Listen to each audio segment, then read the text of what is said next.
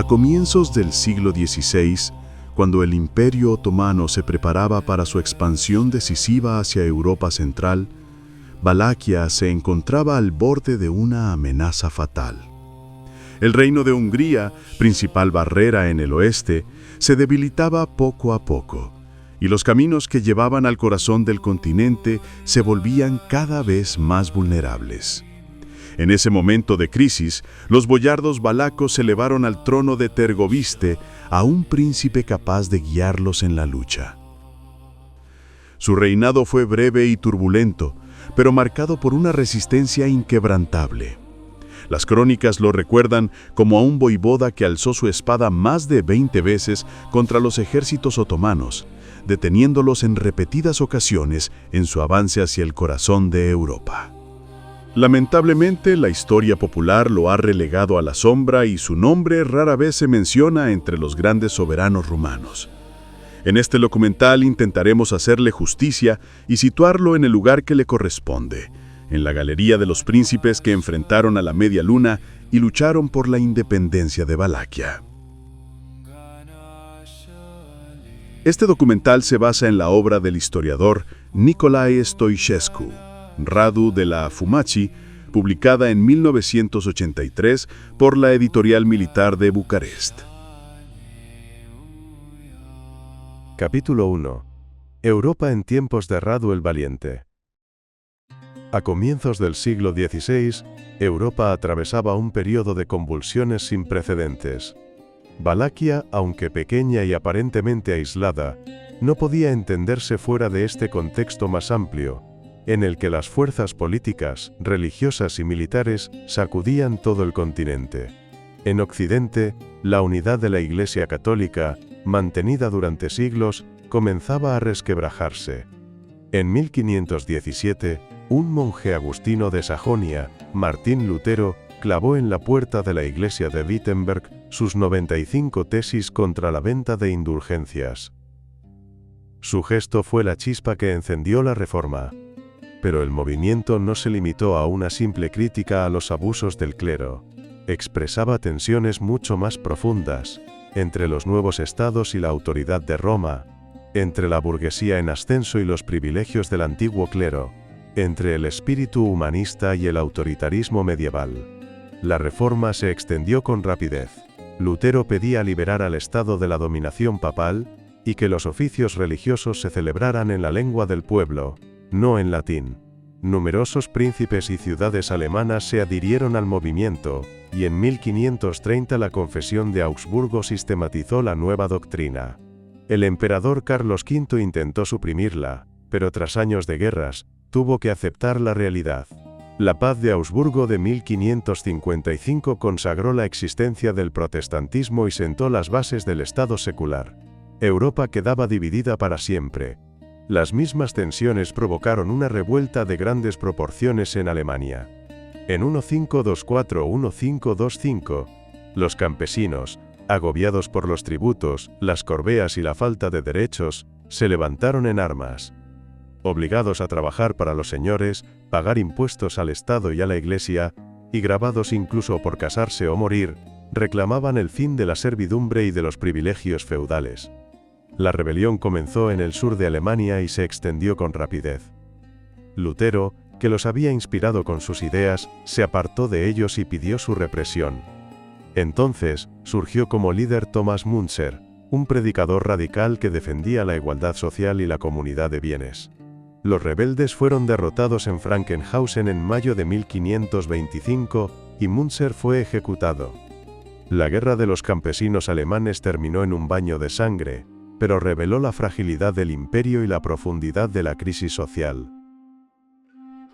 Mientras tanto, las grandes potencias occidentales se disputaban la hegemonía. Tras la muerte del emperador Maximiliano, en 1519, el joven Carlos de Habsburgo se convirtió en Carlos V, soberano de un vasto imperio donde, según se decía, el sol nunca se ponía. Francia, rodeada por los dominios habsbúrgicos, se sintió amenazada e inició un prolongado conflicto con el emperador. El rey Francisco I sufrió duras derrotas en Bicocca, 1522, y en Pavía, 1525, donde incluso fue hecho prisionero. Obligado a firmar el Tratado de Madrid, renunció a sus pretensiones sobre Italia y Flandes. Más tarde, por la paz de Cambrai, 1529, tuvo que ceder de nuevo, y Carlos V quedó como el gran vencedor. Para salvar su posición, Francisco I llegó a sellar una alianza con los otomanos, algo impensable unas décadas antes. Mientras Occidente se consumía en conflictos religiosos y políticos, el Imperio Otomano alcanzaba su apogeo. En 1520 ascendía al trono Solimán el Magnífico, el sultán que marcaría el punto culminante del poder turco. Sus primeras campañas fueron fulminantes. Belgrado cayó en 1521, y Rodas, bastión de los caballeros hospitalarios, en 1522. 5 años más tarde, en 1526, Solimán aplastó al reino de Hungría en Moax, abriendo las puertas del centro de Europa. En 1529 sitió Viena, capital de los Habsburgo. Aunque el asedio fracasó, en toda Europa se extendió la sensación de que ninguna ciudad estaba ya a salvo. El ejército otomano, disciplinado y numeroso, era considerado el más poderoso del mundo. Solimán dirigió 13 grandes campañas y los cronistas lo comparaban con Alejandro Magno. En Occidente lo llamaban el Gran Turco, reconociendo en él una fuerza y una ambición que parecían incontenibles. Capítulo 2. La sucesión al trono de Valaquia. En el otoño de 1521, la muerte de Neagoe Basarab abrió una grave crisis en el trono de Valaquia. El 15 de septiembre, el voivoda fallecía dejando tras de sí a un hijo de apenas 16 años, Teodosi. El joven, inexperto, fue reconocido por la puerta otomana y confirmado por el rey de Hungría, Luis II.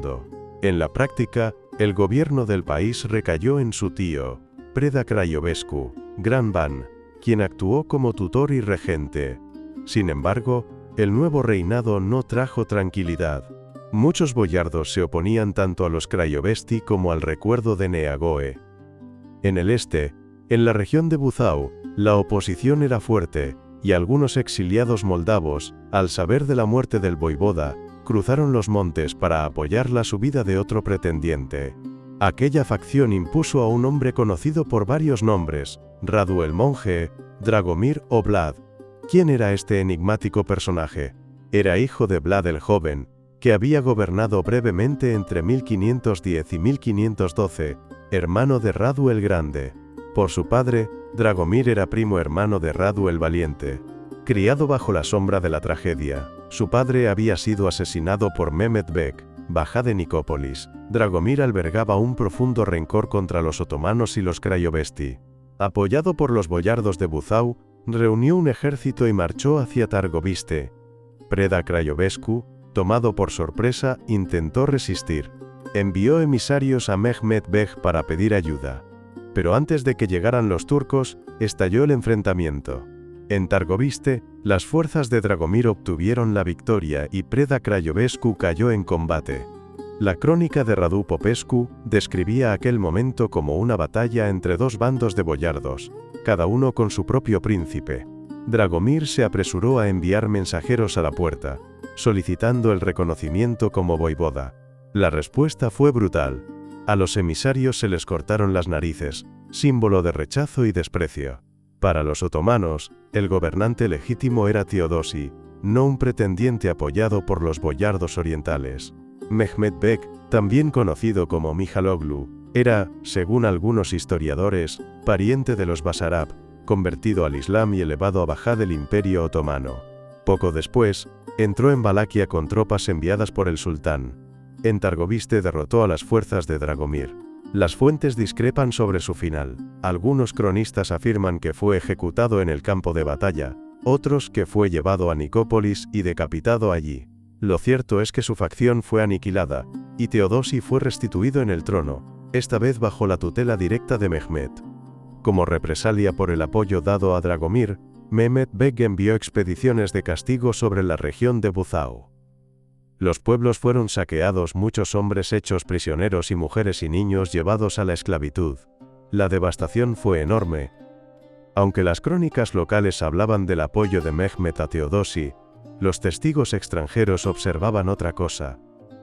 Michael Bocignoli, un ragusino que se hallaba en el país, escribía que el sultán había enviado epítropos turcos, administradores, para gobernar en nombre del joven príncipe, con el fin de acostumbrar poco a poco a los rumanos a la dominación directa. La intención era clara: transformar Valaquia en un pachalato. Pronto Mehmed Bek tomó una decisión radical. Antes de terminar el año, envió a Teodosi a la puerta junto con el tesoro del país y 32 cañones heredados de Neagoe. Oficialmente, el pretexto era confirmar su reinado y fijar el tributo anual, Harazi. En realidad, el país quedaba bajo control directo. La señora de Espina, madre de Teodosi, no fue autorizada a acompañar a su hijo. Desde ese momento, Mehmed se convirtió en el verdadero dueño de Valaquia. En enero de 1522, el voivoda de Transilvania, Juan Zápolya, prohibió a los brasovianos vender armas al otro lado de los montes, convencido de que el país estaba perdido bajo dominio otomano. Pero los rumanos no aceptarían aquella situación. El descontento era general, y en enero de 1522, todo el país se levantó en armas. En medio de aquellas agitaciones, estaba a punto de surgir un nuevo líder, Radu el Valiente. Capítulo 3. Radu el Valiente en el trono. Radu el Valiente entró bruscamente en la historia en enero de 1522. Entonces los boyardos, alarmados por la amenaza que venía del sur, se reunieron y lo elevaron al trono para defender el país del peligro otomano. Radu era hijo de Radu el Grande, voivoda de Valaquia entre 1495 y 1508. El sobrenombre de Afumati provenía del pueblo homónimo en Ilfov, su residencia principal, donde su familia había levantado casas fortificadas. En otros documentos aparece como Radu el Joven, para distinguirlo de los muchos príncipes que llevaron el mismo nombre, y también porque al subir al trono tenía poco más de 20 años. Más tarde, la tradición popular y la memoria de los boyardos le darían otro nombre, Radu el Valiente. En un documento de 1588, Minea el Turquito lo recordaba así, confirmando su imagen de defensor del país. Su vida familiar estuvo ligada a los grandes linajes boyardos y principescos. Su primera esposa fue Boica, hija del boyardo Blaiku, Bornik de Buksani, con quien tuvo varios hijos: Vlad, muerto más tarde junto a su padre en Ramnik, y las hijas Anka y Neaga. Años después, en 1526, Radu contrajo segundas nupcias con Ruxandra, hija de Neagoe Basarab, consolidando así su vínculo con la familia de los Basarab. De ese matrimonio nació Raduilie, que ocuparía brevemente el trono en 1553. De este modo, Radu el Valiente se situaba en una doble tradición: hijo de un gran voivoda y yerno de otro. Aunque no dejó testimonio alguno sobre su infancia, su educación o sus años de formación, aparece ante nosotros directamente como príncipe y jefe militar. Poco después de su elección, en febrero de 1522, Mehmed Bek cruzó la frontera con el estandarte de investidura y un ejército numeroso. Radu no esperó tras los muros de Targoviste, se preparó y salió a campo abierto. El encuentro tuvo lugar en Glubavi. La crónica lo relata con sencillez. Allí, en los caminos bajos entre las aldeas, Radu voivoda venció a Mehmed Bek, que huyó para volver a prepararse para la guerra. Era el comienzo de una larga serie de combates, cuyos resultados oscilarían entre la victoria y la derrota. En la primavera de 1522, Mehmed Bek regresó con nuevas fuerzas cruzando el Danubio. Radu, el joven voivoda, salió a su encuentro con su ejército. Comenzó una serie de batallas recordadas en la piedra de su tumba. La estrategia de Radu fue esperar al enemigo en la ruta tradicional de invasión. Pero la superioridad numérica otomana lo obligó a retirarse gradualmente hacia el norte, marcando la retirada con enfrentamientos sucesivos. La crónica del país señala escuetamente: Radu venció a Mehmed en Klejani, muchos turcos perecieron, pero luego los otomanos ganaron en Ciocanesti y Bucarest. Finalmente, el voivoda y los boyardos se vieron forzados a refugiarse en Transilvania. El 24 de abril, los registros de Brasov anotaban la llegada del voivoda con una gran multitud. La noticia de la ocupación de Valaquia por los otomanos sembró el pánico en toda la región. El rey de Hungría Luis II escribió a su tío, el rey de Polonia, advirtiéndole que tras la conquista de Valaquia, el sultán atacaría Transilvania e incluso el propio reino húngaro. Juan Zápolya, voivoda de Transilvania, ordenó la movilización del ejército decidido a intervenir. En junio de 1522, el ejército conjunto, dirigido por Radu y apoyado por Zápolya, descendió a Valaquia. El príncipe reunió bajo su mando a la población del país, y su primera medida fue ejecutar a los subasis otomanos que aún permanecían en pueblos y ciudades. Tras varios choques, Mehmed Bek fue obligado a huir más allá del Danubio, y Radu volvió a ocupar el trono, pero en julio, los otomanos regresaron. Mehmed reunió esta vez 7 sanjacos de la ribera del Danubio. Las batallas fueron duras, en Plata y Alimanesti, en Teleorman. El enfrentamiento decisivo tuvo lugar en Grumazi, considerado por las crónicas el más rápido y feroz de todos los combates. La lucha duró desde la mañana hasta la noche. Radu resistió y, al final, los otomanos fueron derrotados. Mehmed huyó una vez más al otro lado del río. Los rumanos lo persiguieron, atacando hasta Nicópolis y Sistova. Radu se mantenía por segunda vez dueño del país. Sin embargo, el peligro no había desaparecido. En agosto, Mehmed Bek regresó con nuevos refuerzos. Esta vez obtuvo victorias en Gergita, Bucarest y Slatina. Las pérdidas fueron graves para Radu. En combate cayeron Neagoe el espatar y Estansio el portero. El voivoda tuvo que retirarse nuevamente a Transilvania. A mediados de agosto, los brasovianos informaban que Radu había sido expulsado de las tierras transalpinas. Radu pidió otra vez ayuda a Juan Zápolya. En septiembre comenzaron los preparativos para una nueva expedición. La crónica habla de 30.000 soldados seleccionados, equipados con cañones y armas de las ciudades sajonas. El 15 de octubre las tropas cruzaron por Rukar. Posiblemente allí tuvo lugar otra batalla, mencionada en la piedra de la tumba del voivoda. La campaña fue breve. El 11 de noviembre, Zápolya regresaba triunfante a Transilvania, cargado con regalos de Radu y con prisioneros turcos. Con la ayuda de las guarniciones que permanecían en el país, Radu continuó hostigando a los grupos otomanos rezagados, obteniendo una victoria en Dridu, en el condado de Ilfov. Tras la expulsión de los turcos, regresó a Targoviste junto con los boyardos. Allí se celebró un amplio consejo en el que se debatió cómo liberar definitivamente al país del peligro infiel. En esos días, parece haberse alcanzado una paz temporal con la Puerta. Un documento de marzo de 1523 menciona incluso una buena paz, concertada entre el príncipe valaco y el emperador de los turcos. Capítulo 4. Juegos de poder. Las campañas de Radu el Valiente de 1522 obligaron a los otomanos a renunciar, por el momento, al plan de transformar el país en un pachalato. El cronista italiano Michael Bottignoli anotaba que la Puerta aceptó volver a las condiciones antiguas. El trono sería asegurado a un pretendiente residente en Estambul a cambio del tributo, y los turcos se comprometían a no ejercer otro tipo de poder en la provincia. Era un compromiso frágil. La autonomía se salvaba, pero el precio era alto. Radu el Valiente, el mismo que había llevado el peso de la lucha, era apartado del trono. En abril de 1523, fue instalado al frente de Valaquia Vladislav III, pretendiente de sangre principesca que llevaba años en Estambul. La boyardía, temerosa del espectro de un choque directo con el imperio, abandonó a Radu y se sometió al nuevo príncipe.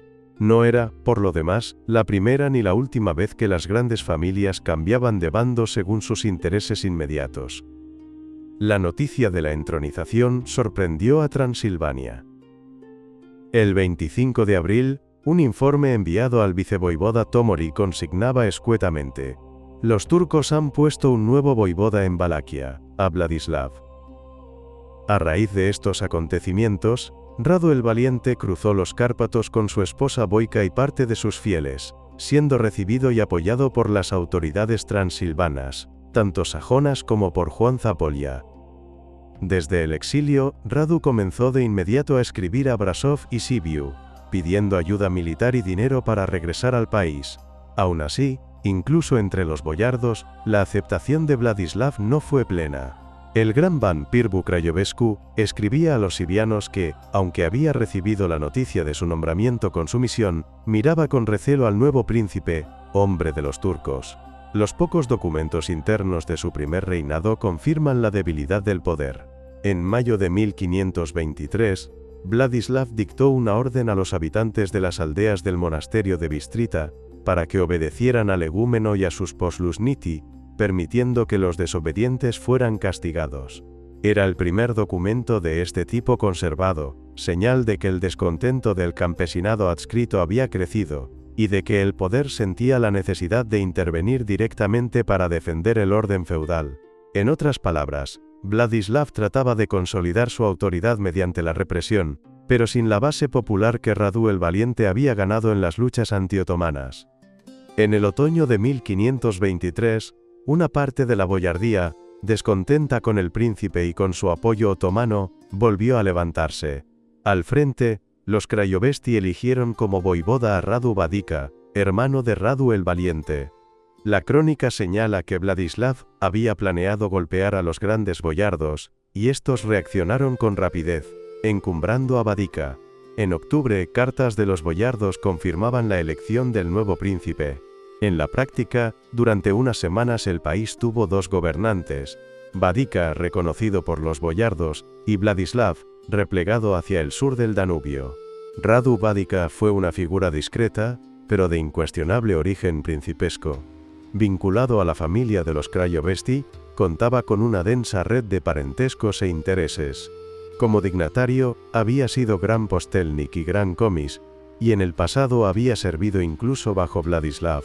Su elevación fue más un acto político de la boyardía que el fruto de su personalidad. Su destino, sin embargo, fue breve. En enero de 1524, los otomanos recurrieron a una estratagema traicionera. Enviaron un emisario con 300 jinetes y con los emblemas de la dignidad principesca, el estandarte, la maza y la corona. El voivoda los recibió con honores, convencido de que el reconocimiento del sultán legitimaría su poder. Ante los boyardos, el emisario alzó la corona de oro sobre Vadica, y lo golpeó con la maza, dándole muerte. Los jinetes otomanos masacraron a los boyardos presentes y se retiraron a Giurgiu. La noticia del crimen corrió pronto. Las cartas de Bocignoli y el propio testimonio posterior de Radu el Valiente confirman este episodio sangriento. Los otomanos intentaron la misma trampa con Radu el Valiente, que se hallaba en Transilvania. Lo llamaron a Giurgiu con el pretexto de entregarle un estandarte de investidura. Pero Radu no cayó en la celada. Sabemos bien que los turcos son astutos e infieles, escribía a los sajones, pidiendo a la vez ayuda para su defensa. Aprovechando el vacío de poder creado por la muerte de Vadica, Radu el Valiente descendió por tercera vez al país. A comienzos de 1524 volvió a ser príncipe, con el apoyo de los transilvanos y de sus refugiados. En sus cartas a Brasov y Sibiu pedía dinero, mercenarios y tropa, advirtiendo que, si era derrotado, los enemigos se derramarían sobre Transilvania. Si los turcos nos vencen, vuestras señorías tampoco estarán en paz. Era un llamamiento lúcido. Valaquia no era solo un estado de frontera, sino un escudo del reino húngaro. Pero el apoyo real tardó. Los sajones enviaron a destiempo unos pocos trabantes, demasiado poco. En marzo de 1524, los otomanos regresaron con fuerza, repusieron a Vladislav III y expulsaron de nuevo a Radu el Valiente hacia Transilvania. Su tercer reinado había terminado tras apenas unos meses. Restituido en el trono, Vladislav III inició su segundo gobierno, marzo-septiembre de 1524. Los documentos internos lo muestran apoyado por boyardos menores, sin las grandes familias. En el plano exterior intentó granjearse el favor de Brasov y Sibiu, prometiendo paz y libre comercio.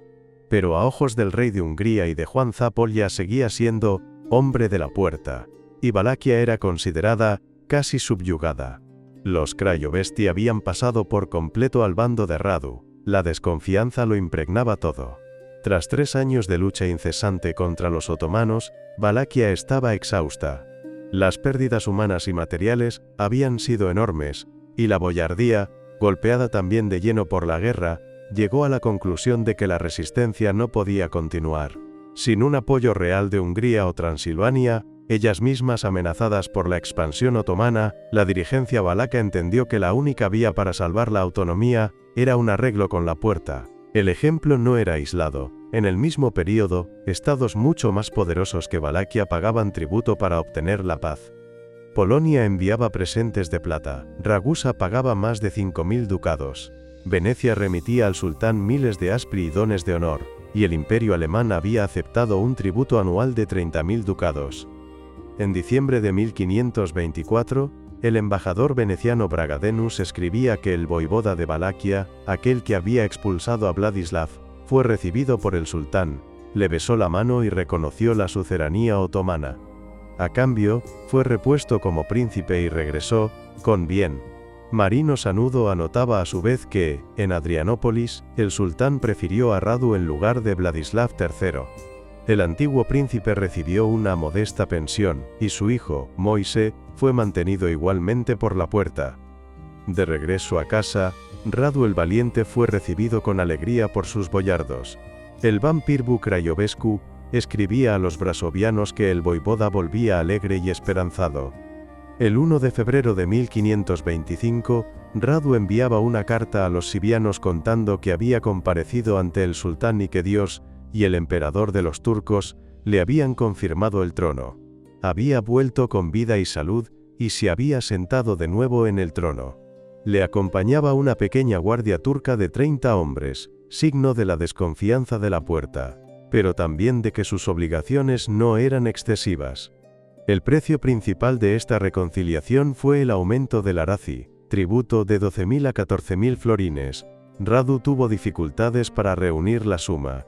En febrero de 1525, pedía a los brasovianos que le concedieran plazos para sus deudas, explicando que necesitaba dinero para pagar a los turcos que lo escoltaban, a fin de librarse de ellos. Aún así, la situación siguió siendo compleja.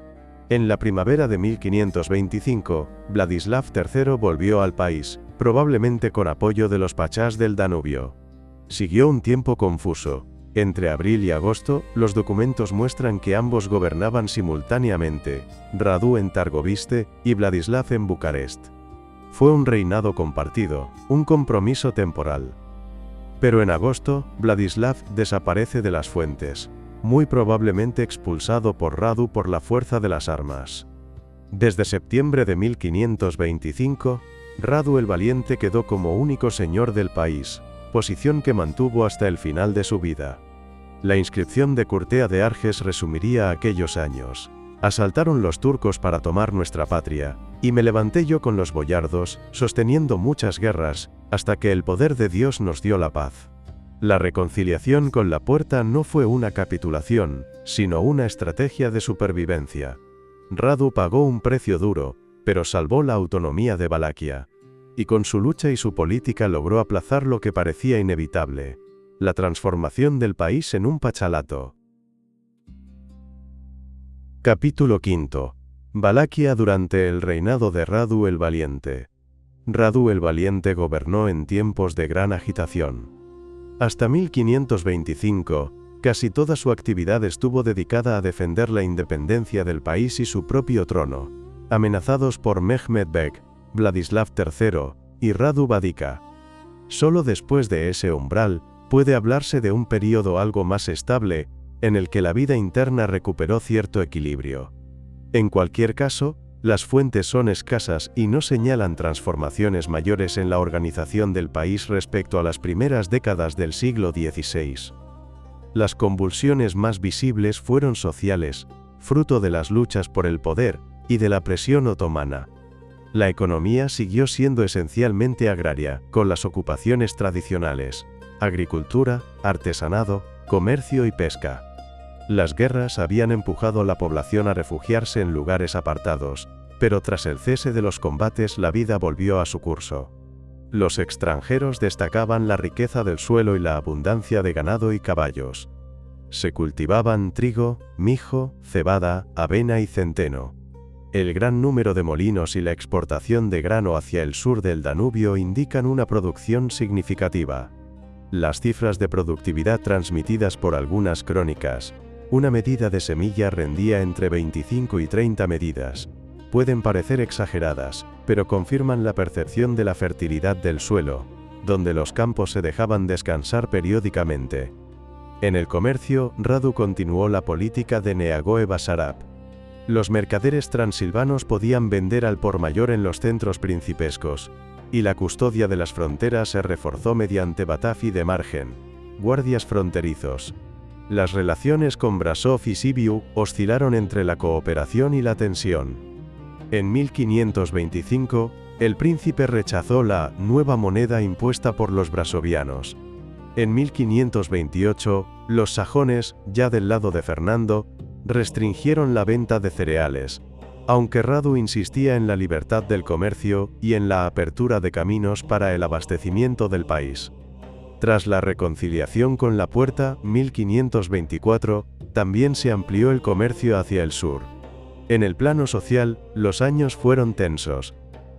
Un pretendiente de Medinti fue derrotado por el Ban Pirbu y los cortesanos del príncipe, y tradiciones tardías mencionan a un tal Dragoslav el Vinatero, episodio difícil de verificar. Las revueltas de los Orani, campesinos dependientes, se manifestaron con violencia. Se recuerda una lucha en Poenari, y el poder emitió órdenes de obediencia ya desde 1523. La carga fiscal aumentó. El arazi, tributo, y el pago de mercenarios pesaban sobre las aldeas. El 3 de junio de 1528, Radu fijó el principio: quien fuese probado como traidor perdería sus bienes en favor del trono. Las confiscaciones afectaron a varios dignatarios, pero, a diferencia de algunos de sus sucesores, el voivoda prefirió el castigo patrimonial antes que la ejecución. En contrapartida, recompensó el servicio justo y fiel, con donaciones tanto a grandes como a modestos, no solo a boyardos importantes, sino también a hombres comunes que habían derramado su sangre en las batallas. Institucionalmente, el Consejo Principesco y las altas dignidades funcionaron como antes. Gran Ban, Grandes Bornici, Logofete, Tesorero, Espatar, Comis, Stolnik, Pajarnik y Postelnik. El príncipe impuso disciplina. Los funcionarios que desobedecían las órdenes eran castigados, incluso con penas corporales. En el ámbito militar, el gran ejército, o Astea Cea Mare, seguía siendo el instrumento de movilización general. Junto a los cortesanos, las grandes familias disponían de sus propias mesnadas. Los mercenarios, trabantes y sekelis, completaban el dispositivo. La pérdida de los 32 cañones en 1521 obligó al país a depender de la artillería y municiones recibidas de Transilvania durante las campañas de 1522 a 1524. En cultura y mecenazgo, Radu continuó la línea de Neagoe Basarab. Hizo generosas donaciones a monasterios del país y del monte Athos, deseoso de consolidar su estatus de nuevo fundador.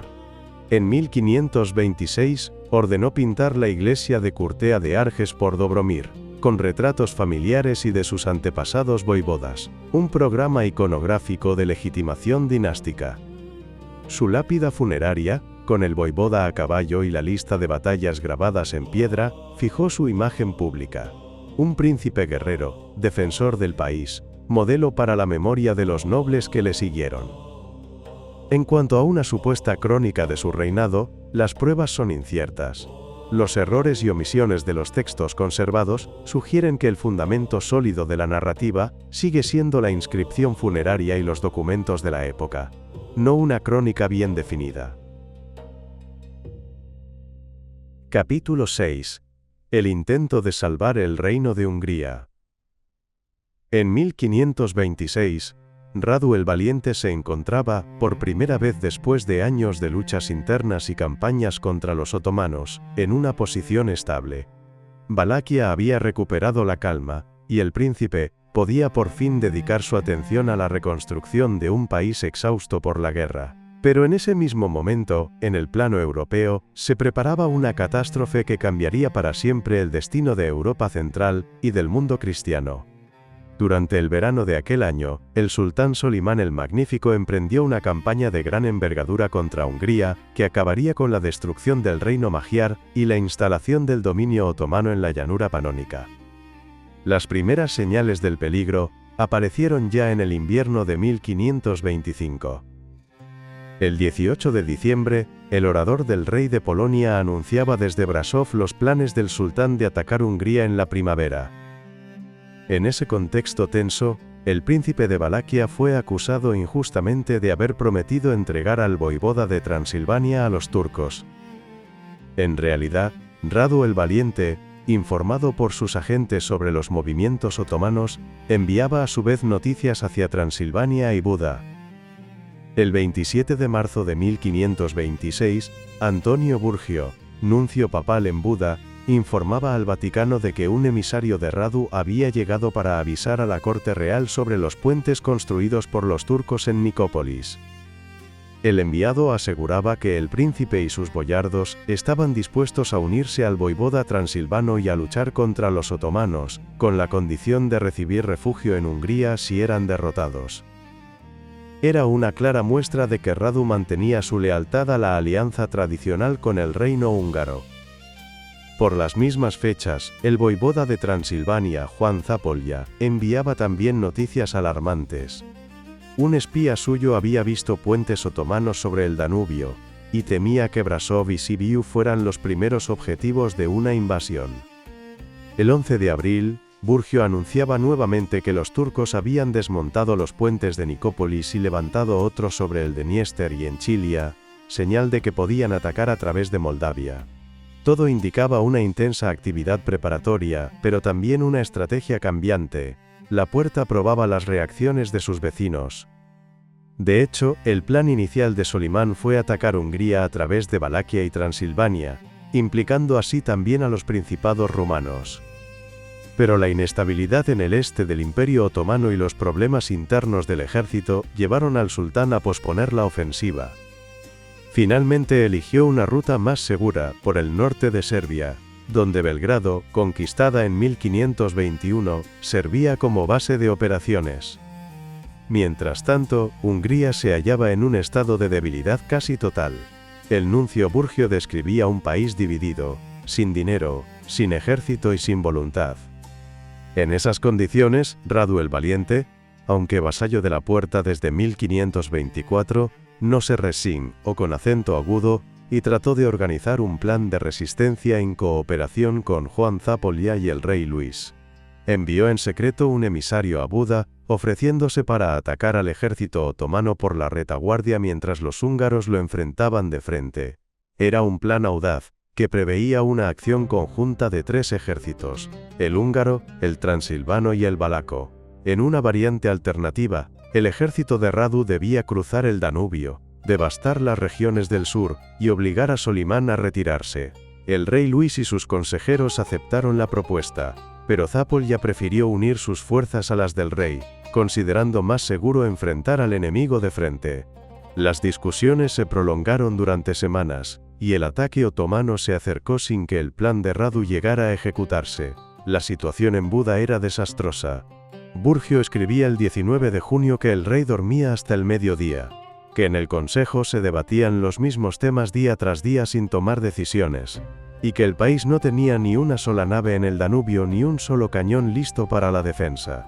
En ese caos Zápolya retrasó la movilización. El ejército transilvano fue reunido apenas el 15 de agosto, en Turda, y no alcanzó a llegar a tiempo. El 29 de agosto de 1526, en la llanura de Mohacs, el ejército húngaro, mal organizado, sin apoyo externo y sin artillería, fue aniquilado por el sultán. El rey Luis II pereció en los pantanos, y en pocos días los otomanos entraron en Buda. Hungría dejó de existir como estado independiente, y el equilibrio de Europa Central se derrumbó. Para Radu el Valiente, que había querido intervenir, fue una confirmación dolorosa de la impotencia del mundo cristiano. Una vez más, el príncipe valaco se negó a ser un simple vasallo de la puerta. Su plan anti-otomano, confirmado más tarde por documentos descubiertos en los archivos de la familia Brandenburg en Nuremberg, muestra a un gobernante preocupado por el destino general de la cristiandad y por la defensa del equilibrio regional. De hecho, Lapuerta sospechó de su implicación. Para controlarlo, Solimán exigió que su hijo Vlad fuera enviado como rehén al campamento otomano. Radu se negó, lo que limitó, sin embargo, su libertad de acción. Ese mismo año, 1526, sus relaciones con Estefanita Boda de Moldavia se deterioraron.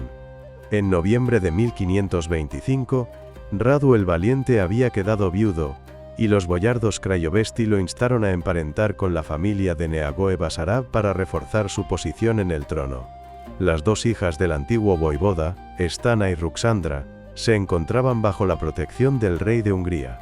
Radu pidió oficialmente la mano de una de ellas con el apoyo de Juan Zapolya. El príncipe de Moldavia, Stefanita Boda, se sintió agraviado por la elección de Radu, que tomó por esposa a Ruxandra, hija de Neagoe-Basarab, aunque ésta le había sido prometida con anterioridad. Estefanita presentó una queja ante el rey de Hungría y ante Zapolya, voivoda de Transilvania, alegando que se había violado el acuerdo inicial.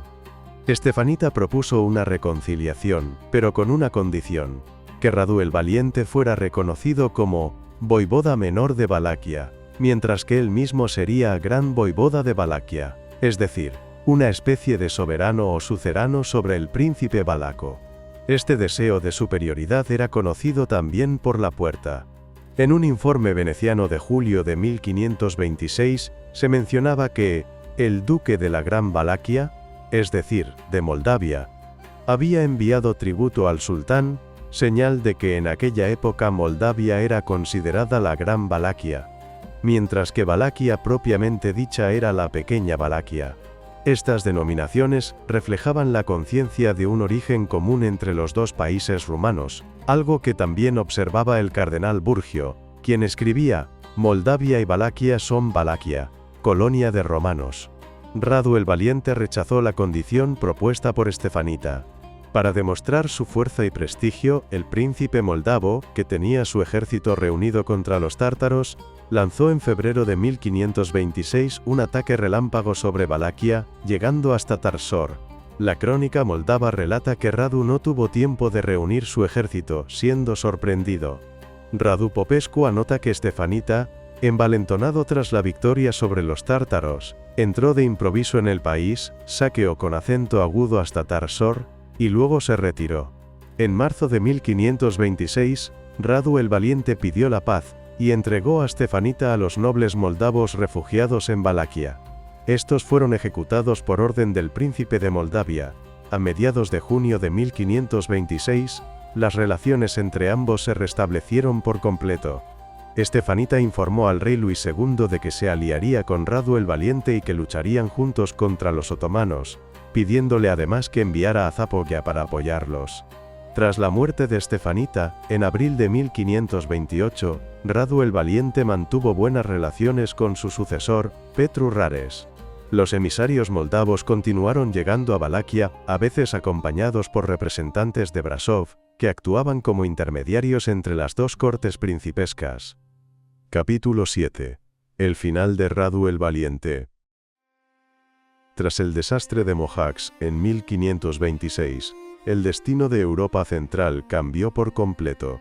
En lugar del reino húngaro colapsado, se abrió una lucha por la sucesión entre Juan Zapolya, apoyado por Lapuerta, y Fernando de Habsburgo, hermano del emperador Carlos V.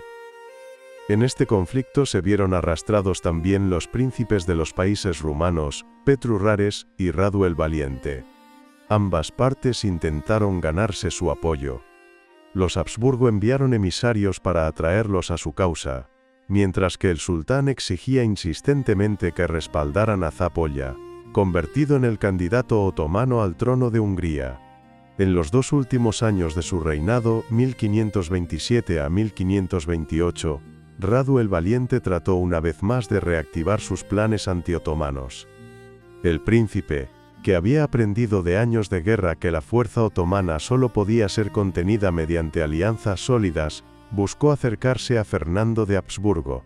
Aquella iniciativa le resultaría fatal. Al principio, Radu se había mostrado favorable a Juan Zápolya, en agradecimiento por el apoyo recibido durante las campañas de 1522 a 1524.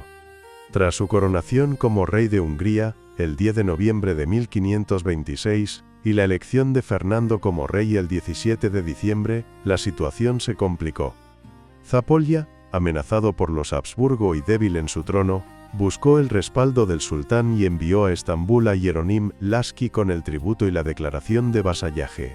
Solimán lo recibió como aliado de la Puerta. En la segunda mitad de 1527, los acontecimientos dieron un giro.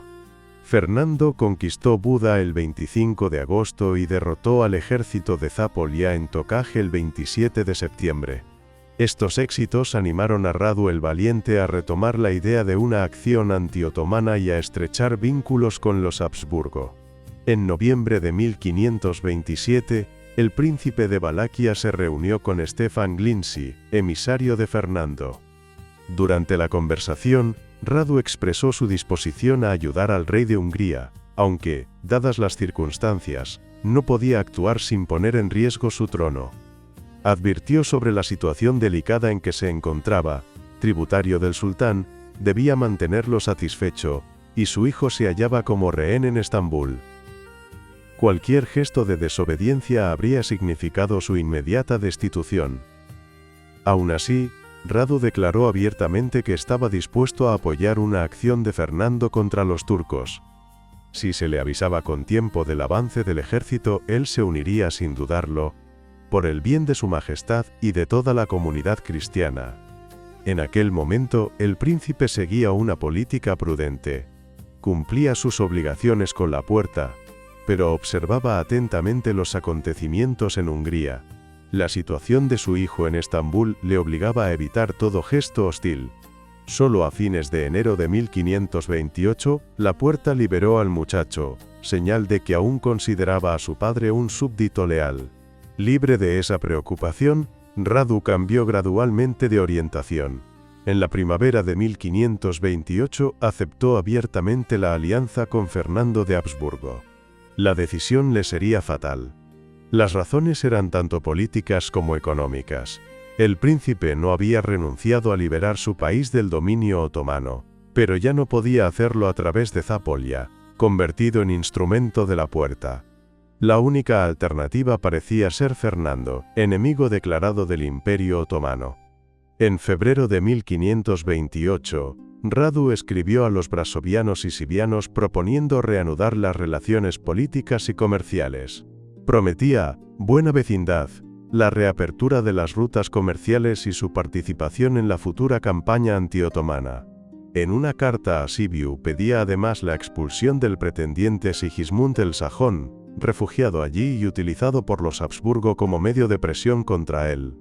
A comienzos de marzo, el nuevo voivoda de Transilvania, Petru Perenyi, también lo exhortó a pasarse al bando de los Habsburgo.